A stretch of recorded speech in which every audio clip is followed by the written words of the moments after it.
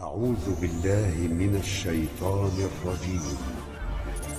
بسم الله الرحمن الرحيم. Assalamualaikum warahmatullahi wabarakatuh. Jumpa lagi Sobat Pulsa, jumpa lagi dengan saya Pak Guru di Bakul Pulsa Guru Kimia Channel, channel YouTube yang membahas pembelajaran kimia di kelas. Oke Sobat Pulsa, pada video kali ini akan kita bahas bab senyawa karbon, yaitu perbedaan senyawa karbon organik dan senyawa karbon anorganik. الراحمون يرحمهم الرحمن تبارك وتعالى. Sebelum kita bahas lebih lanjut, jangan lupa subscribe ya, karena subscribe Anda semangat saya berkreasi. Bagi yang sudah subscribe, saya doakan semoga lebih mudah memahami materi kali ini. Untuk Sobat Pulsa yang ingin bertanya, silahkan ketik pertanyaan Sobat Pulsa di kolom komentar. Insya Allah nanti pembahasannya bisa bermanfaat untuk semua siswa.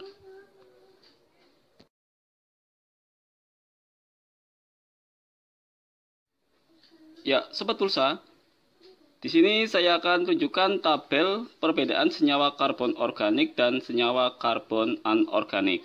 Ya, kita akan lihat perbedaannya seperti apa saja. Yang pertama, perbedaan dari senyawa karbon organik dan anorganik adalah kestabilan terhadap pemanasan.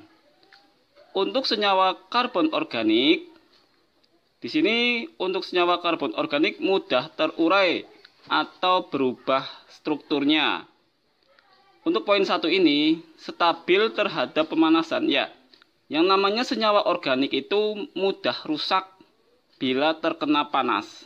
Ya, seperti halnya saat kita memasak sayuran, itu tidak boleh terlalu matang atau terlalu panas. Karena apa? Vitamin-vitamin di dalam sayuran akan mudah rusak. Kemudian, untuk kestabilan pada senyawa anorganik ini. Untuk senyawa karbon anorganik itu lebih stabil pada pemanasan. Contoh yaitu untuk senyawa karbon anorganik pada batu kapur atau CaCO3. Kalsium karbonat di situ mengandung karbon sehingga dia tahan terhadap pemanasan.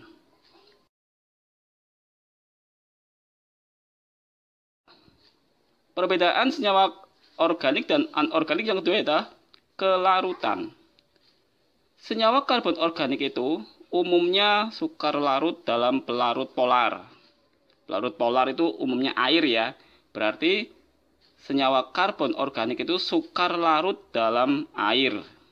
Sedangkan mudah larut dalam pelarut bukan air. Oke, untuk pelarut nonpolar misalnya seperti pelarut yang dihasilkan oleh senyawa organik juga. Jadi untuk senyawa karbon organik itu sukar larut dalam air. Misalkan bensin itu termasuk senyawa karbon organik ya. Dicampur dengan air itu susah secara umum ya.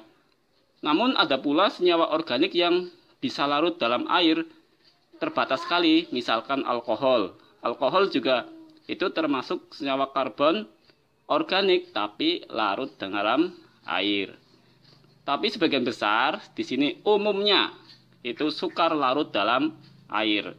Contoh, saat kita mau mengambil ekstrak bunga mawar, saat kita mau bikin minyak wangi dari wangi-wangian, maka alangkah baiknya dicampur dengan pelarut nonpolar biar ekstrak bunga mawar tersebut bisa keluar secara maksimal. Kemudian untuk senyawa karbon anorganik ini mudah larut dalam pelarut polar. Berarti untuk senyawa karbon anorganik itu mudah larut dalam pelarut air. Contoh di situ batu kapur ya. Batu kapur atau kapur sendiri, di situ ada karbonnya, itu mudah larut dalam air, mudah terkikis atau tererosi. Ya, Sobat Pulsa, sekarang untuk perbedaan yang ketiga. Untuk poin ketiga, perbedaan senyawa organik dan anorganik adalah di sini titik lebur dan titik didih. Untuk senyawa karbon organik umumnya relatif rendah. Misalkan titik didih alkohol ya, itu senyawa karbon organik, maka titik didihnya relatif rendah di bawah air ya. Kalau air itu 100 derajat, alkohol itu sekitar 40 ya, kurang dari 40 derajat sudah menguap, berarti sudah mendidih terlebih dahulu. Kemudian untuk senyawa karbon anorganik di sini ada yang sangat tinggi tapi ada yang sangat rendah. Senyawa karbon anorganik contohnya batu kapur, yang namanya batuan kalau mendidih itu sangat tinggi.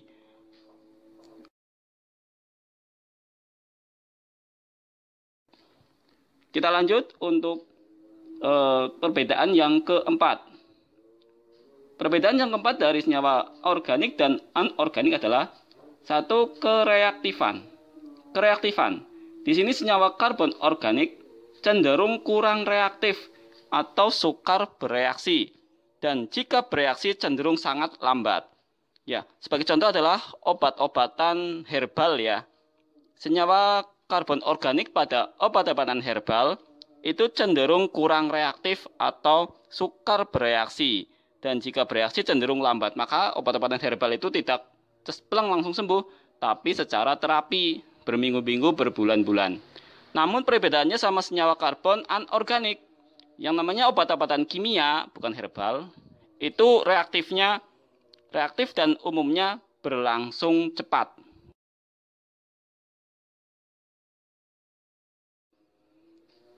Untuk perbedaan yang kelima yaitu struktur. Senyawa karbon organik yaitu ciri khasnya mempunyai rantai atom karbon. Jadi dia membentuk rantai alkana, alkena, alkuna seperti itu. Sedangkan untuk senyawa karbon anorganik tidak membentuk rantai karbon. Inilah perbedaan 5 perbedaan dari senyawa karbon anorganik dan organik.